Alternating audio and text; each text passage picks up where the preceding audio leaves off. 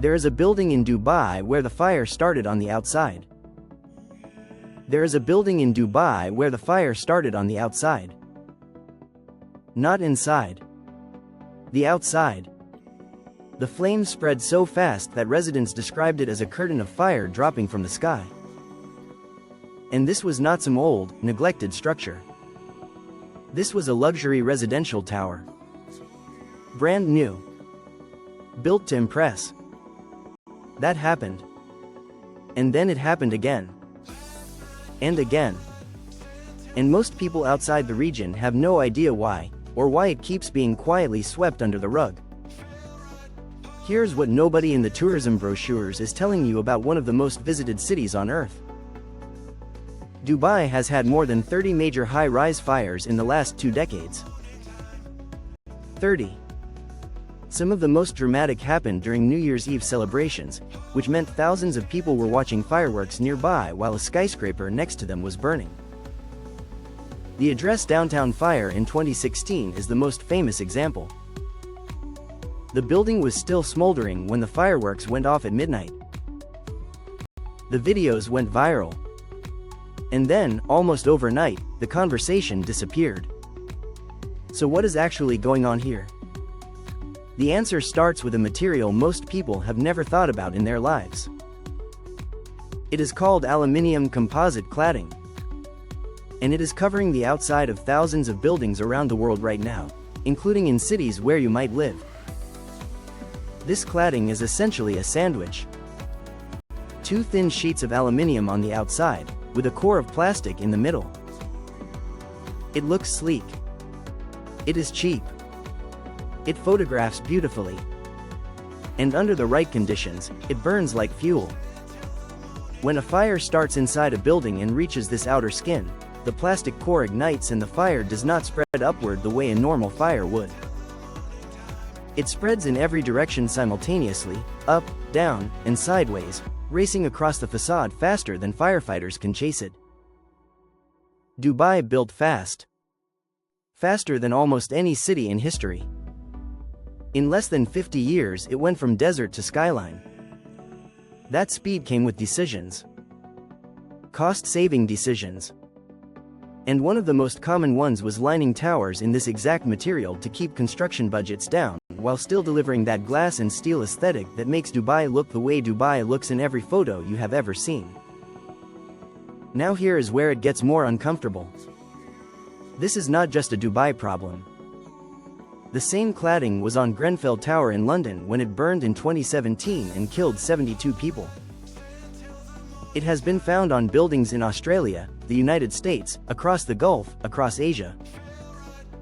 The difference is that in some countries the conversations that followed were loud and public and led to serious investigations. In others, they were quieter. Dubai is not a place that benefits from bad press. Its entire economic model runs on perception. On being seen as futuristic, safe, aspirational, the city of the future. And when something disrupts that image, the response tends to be controlled and swift. Not always in the way you might hope.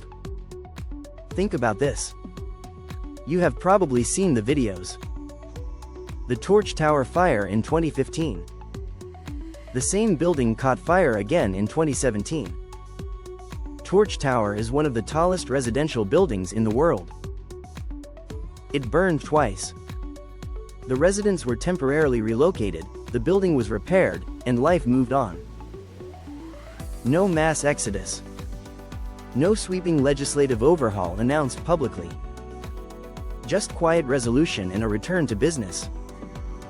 And this is the part that should make you stop for a second. People still want to live there. People still pay extraordinary rents to live in towers that have previously caught fire. And before you judge that, ask yourself why. Because the answer reveals something true about how humans make decisions, especially when a place is glamorous enough. Dubai sells a feeling. And that feeling is so powerful, so carefully constructed, that it overrides a lot of rational thinking. The weather, the tax-free income, the lifestyle, the novelty, the safety in every other sense of the word, the low crime, the cleanliness, the ambition in the air. People weigh all of that against a fire risk most of them never think about until they are watching a building burn from their balcony. But here is what has quietly changed since the most high-profile fires. Dubai has updated its fire codes. New buildings are required to use fire-resistant cladding. Retrofitting older buildings is underway, slowly, but it is happening.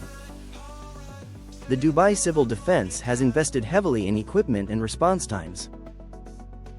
Some of the tallest buildings in the world now have some of the most sophisticated suppression systems on the planet. This is real progress. It is just not the conversation that the city leads with when it is trying to attract your attention. The deeper story here is not really about cladding. It is about what we accept when a place is seductive enough. It is about how cities that grow too fast sometimes leave accountability behind in the dust. It is about how the same ambition that builds something breathtaking can also cut the corner that makes it dangerous. Dubai is extraordinary. Genuinely. There is nowhere else on earth quite like it. But the most interesting version of Dubai is not the one in the promotional video. It is the one where a city that built itself on audacity is now quietly being forced to reckon with the costs of moving that fast. The next time you see a gleaming tower in any city, not just Dubai, look at the outside. Not the glass. Look at what is underneath the glass. Because the most beautiful buildings in the world have a skin.